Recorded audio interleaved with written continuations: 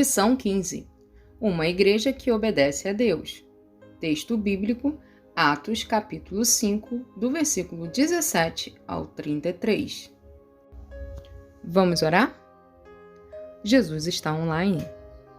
Papai querido, é no nome de Jesus que nós estamos aqui para conversar com o Senhor, para lhe agradecer pela oportunidade de estarmos aqui diante deste vídeo.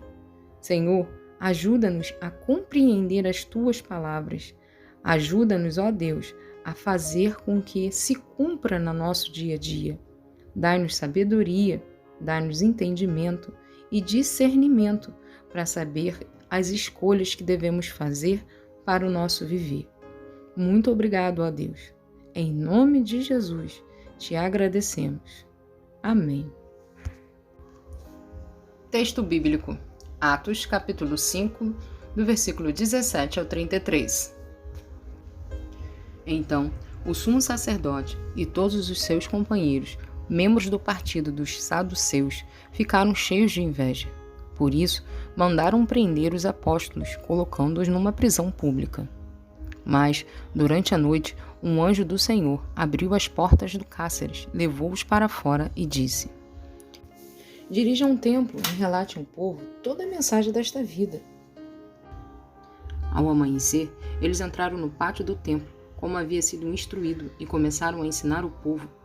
Quando chegaram o sumo sacerdote e os seus companheiros, convocaram o sinédrio, toda a assembleia dos líderes religiosos de Israel, e mandaram buscar os apóstolos na prisão. Todavia, ao chegarem à prisão, os guardas não o encontraram ali. Então, voltaram e relataram: Encontramos a prisão trancada com toda a segurança, com os guardas diante das portas, mas quando as abrimos, não havia ninguém. Diante desse relato, o capitão da guarda do templo e os chefes dos sacerdotes ficaram perplexos, imaginando o que teria acontecido. Nesse momento, chegou alguém e disse: Os homens que os senhores puseram na prisão estão no pátio do templo ensinando o povo. Então, indo para lá com os guardas, o capitão trouxe os apóstolos, mas sem o uso da força, pois temiam que o povo os apedrejassem. Tendo levado os apóstolos, apresentaram-nos ao sinédrio para serem interrogados pelo sumo sacerdote, que lhes disse: Demos ordens expressas a vocês para que não ensinassem neste nome. Todavia, vocês encheram Jerusalém com suas doutrinas e nos querem tornar culpados do sangue desse homem. Pedro e os outros apóstolos responderam: É preciso obedecer antes a Deus do que aos homens. O Deus do nosso antepassado ressuscitou Jesus, a quem os senhores mataram, suspendendo no madeiro. Deus o exaltou, colocando-o à sua direita como príncipe e salvador para dar a Israel arrependimento e perdão dos pecados. Nós somos testemunhas destas coisas, bem como o Espírito Santo que Deus concedeu aos que lhe obedecem. Ouvindo isso, eles ficaram furiosos e queriam matá-los.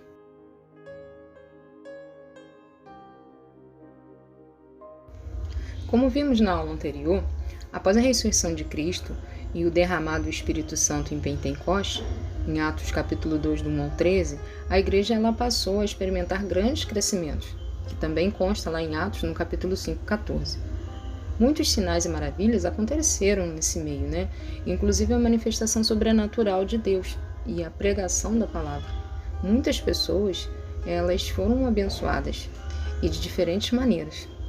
Coisas extraordinárias estavam acontecendo pelo nome de Jesus, e isso provocou duas reações distintas.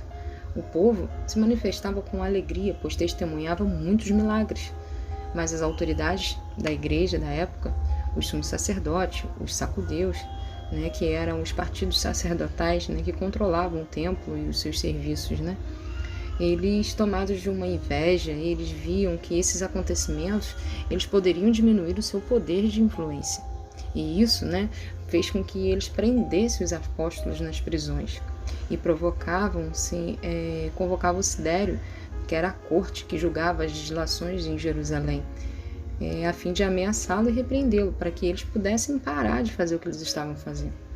O sumo sacerdote, então, havia ordenado que eles parassem de pregar em nome de Jesus, né? Porque a anunciação que eles faziam fazia com que o povo se levantasse e desejassem também ter suas petições atendidas, né? Eles queriam ser curados também, eles queriam vivenciar as maravilhas que estavam ocorrendo naquele local através do nome de Jesus. As pessoas se jogavam pelas sombras de Pedro para eles receberem a cura, né? Porque a sombra de Pedro curava. E isso era muito ruim para os líderes na época, porque aquilo que eles pregavam estavam sendo totalmente desmascarados.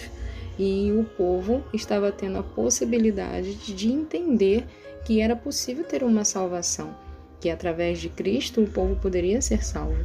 E os líderes naquela época, em vez de eles ficarem felizes com as bênçãos que Deus estava operando, eles simplesmente optaram em ser violentos com os apóstolos, querendo exterminar com eles, queriam mesmo de fato acabar com eles, para que isso não ocorresse, para que o povo continuasse acreditando em seus mandamentos e não no mandamento real que era de Cristo. Que Cristo morreu na cruz para nos salvar e nos libertar de todos os nossos pecados e nos dar a salvação. O sumo sacerdote era a pessoa mais importante do mundo político e religioso israelita, embora este tivesse sido corrompido e se adequado com o domínio do Império Romano. O sumo sacerdote presidia o órgão máximo administrativo, jurídico e religioso da nação. O sidério tinha grandes poderes para governar Israel, mas em algumas situações tinha que pedir a autorização do Império Romano, como no caso de condenar alguém à morte. Os apóstolos eles foram presos, como está no versículo 18, e colocados numa prisão pública, Mas Deus enviou um anjo, no versículo 19 confirma isso. E esse anjo ele abriu as portas do cárcere e lhes enviou ao templo para anunciar a salvação.